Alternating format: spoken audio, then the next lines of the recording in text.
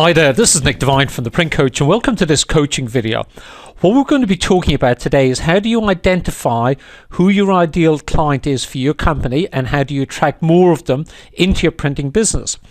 When you get clear about who your ideal client is, you're more likely to attract that client into your business. But if you can't describe who your ideal client is, you'll end up spending a lot of time trying to sell to people who don't value what you do and are only interested in price. If you do have a clear description of who your ideal client is and you spend more time selling to that type of client, you're going to have a far greater chance of achieving your sales and profit goals.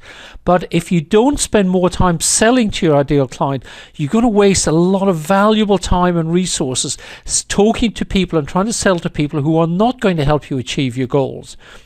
When you focus your valuable resources on helping prospects who are an ideal fit for your business, they will want to have a long-term relationship with you.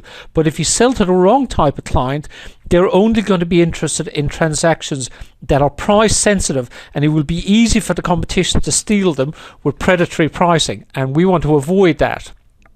So when we say ideal client, what do we mean? We mean three different things. We mean prospects and clients who value what you do and are willing to pay for it. They have a similar sales and profit characteristic to your current best customers or clients. And you can add unique value to their business. You're not just a commodity supplier, but you can add unique value to the business. And I'm going to tell you how I use the concept I'm going to be talking to you about in this coaching video to completely outsell 5 other salespeople. So I outsold their combined results. And you may or may not know some of my background. I got my first sales job in 1976. I lasted 2 days and I got sacked because I was completely useless at selling. I got another job selling encyclopedias when I went to Australia in 1980. I lasted 3 months there and didn't manage to sell one in 3 months. So what became blatantly obvious is I didn't have any natural talent for selling. I got a job working with Pitney Bowes in Australia in 1984. And really for about the first 12 months that I was there, I was on the verge of getting fired nearly every month. I was continually under half of my target, so under 50% of target. But 2 years later, so in about 1987, I was consistently doing between 350 and 400% of target. So something dramatically changed. I came back to the UK in 89, got a job actually running an office equipment company, turned that around, and then I decided I want to get into high-end selling, and I got a job selling trading systems to investment banks in the City of London.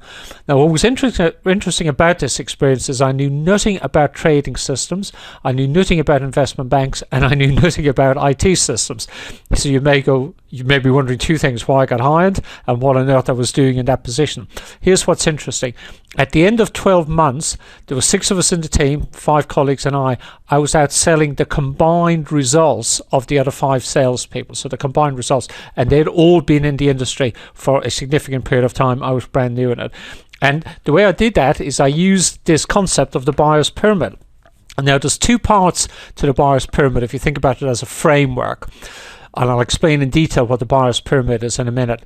The second part of the buyer's pyramid is using what you discover when you do the buyer's pyramid analysis. You then create a target list of prospective customers that match the profile of those at the top of the buyer's pyramid. And they're the people you sell to. So what is the buyer's pyramid? Well, if you think about the universe of people you could sell to out into the marketplace, and we're going to represent those in this pyramid that you're looking at here on the screen.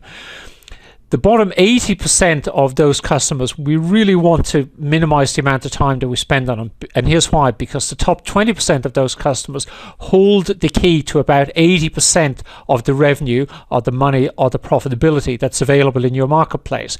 And I'll show you real customer data in a few minutes so you get a sense of this.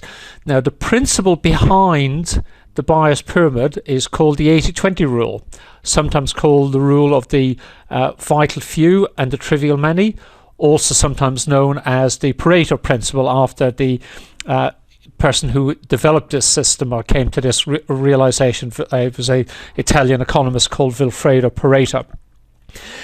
Really what the Pareto principle or the 80-20 rule says is 20% of the inputs create 80% of the output.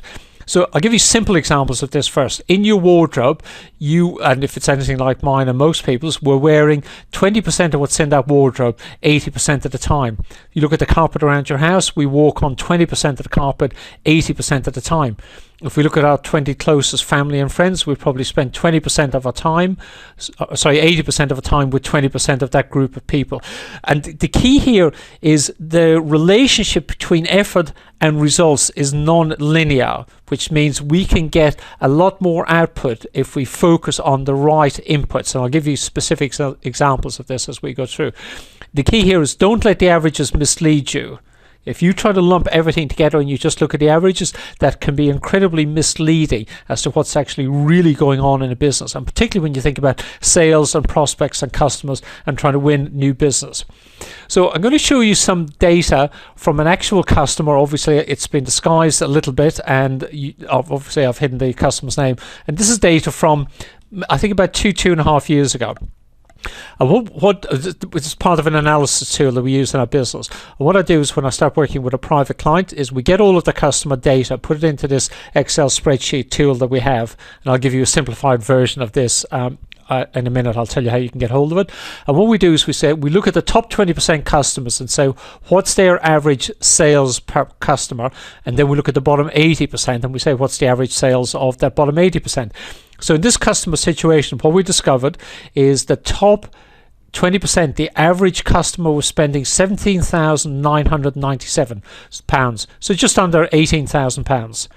The bottom 80%, they were averaging just under £1,000, so £946. So there was a 19 times difference in contribution between the top 20% and the bottom 80%. Here's what's even more interesting. I discovered after doing this analysis for a reasonable amount of time, I came up with a concept which I call the 550 and the 55 rule. So what the 550 says is 5% of your customers are contributing about 50% of your sales and revenue. And what the 55 rule says, so it's the other way around, is the bottom 50% of your customers are contributing about 5% of your revenue. It's massively out of proportion. So in this particular customer data, what we discovered was 3% of the customers, and I'll repeat that, 3% of the customers were contributing 50% of the revenue. So half of the revenue was coming from just 3% of the customers. But here's what's really disturbing, is the bottom half of the customer database, so 50% of the customers, they were contributing 4% of the revenue. So half of the customers, 50% of the customers, contributing 4% of the revenue. Massively out of sync and essentially out of balance. So what we want to discover is who are the top 5 to 20% in your customer database, because we're going to do something with the information that we discover. And I'll show you in a second where to get this, but I've given you a very simplified version of the Excel tool that we use. And to use this is very simple. You just put a list of all of your customers from the last 12 months in column B. You put this money that they spent with you in the last 12 months in column C, where it says annual spend, and then there's a cumulative total running on column D on the right hand side. And what we're going to do is say take the annual revenue for our company. So let's say the annual revenue for our company was £1.8 million. We'd say 50% of that is, let's say, roughly £800. And this example here, what we see is 31 customers, which is 6% of the customer database, is giving us 50% of the revenue. So 6% of the database is giving us 50% of the revenue. And then we do the exact same thing, but for 80% of the revenue. So one marker at 50% and one marker at 80%. So it's pretty simple. Now, when we've got that data, here's what I'm going to invite you to do. Is look for the common characteristics in that top group of clients. So if it's 20 or 30 or 40 or 50 customers, so what are the common characteristics amongst that group? Are they in particular types of industries? Do we do particular types of things with them? Are they in particular geographies? Just try to identify what's unique about those. Do they have particular types of needs? The next thing we want to look for is what's common in terms of how you add value to them. So what are the common characteristics of the group and what's common in terms of how you add value? Using that piece of data, we then make a list of 25 target companies that have a similar profile, and we're going to go target and sell to those customers. So it's very simple. Do the Excel exercise, define the common characteristics of the top group, define how you add value to them, then create a target list of 25 companies that have similar profile, and we begin approaching those customers, talking to them about how we can add value to them. So the process is really, really simple. And what's important about this is when I started selling first, one of the things I was told is selling is a numbers game. So it's like in cricket or in golf, it's a numbers game. The more you do of it, the better you get. And what I was told is the more people you go see, the more you'll sell. And intuitively, that seemed to make a lot of sense. Now, I was naturally not very good at selling, but I did work hard, and I got some sales, not a lot, but I got some sales. What I realized was when I had this realization, actually, that was a really disturbing idea. It's not about the law of large numbers. It's about the law of small numbers. So instead of trying to sell in that investment banking software example I was telling you, I was not trying to sell to everybody in the marketplace. I picked a small group of closely targeted and very carefully targeted prospects, and I sold exclusively to that group. I also happened to work hard, so I was at it from fairly early in the morning, and I left at 5:30, 6 o'clock, so I'd be finished. But I'd work hard, and I got incredible results, and I've got incredible results wherever I've used this system. And when I've coached it to people, they also get incredible results. So it's the law of small numbers, not the law of large numbers. Now, we all know that nothing happens when we get information. That's not helpful at all. What's helpful is when we're able to get that information and implement it so we can get results. And I'm guessing you're a person, because you're spending time watching this video, you're a person that's action orientated. So you don't just come to this blog video for intellectual entertainment. You're after results. I've taken a summary of everything that I've covered in the video and put it in a very simple one-page plan, and I'll show you in a second how you can get hold of that plan. What I want you to do is print that plan out. It's a summary of what we just discussed, and go put it into action. And to do that, all you need to do is on the right-hand side of the video that you're watching, there's a place to put a comment. Just make a comment in the video blog there. What I want to know is this: looking at the things that we've just covered in the video, what's been the most interesting thing that you've uncovered, and how or where are you going to use that? So what did you learn, and how and where will you use that? So what did you learn, how and where will you use that? So if you put that comment in the comment section with your name and your email address, you'll be automatically sent to the place where you can download the handout for this particular coaching video. So that's all you need to do. There's no need to mention in the comments box that you'd like a copy of the handout, because that's going to happen automatically. So just what did you learn, and how and where will you use it?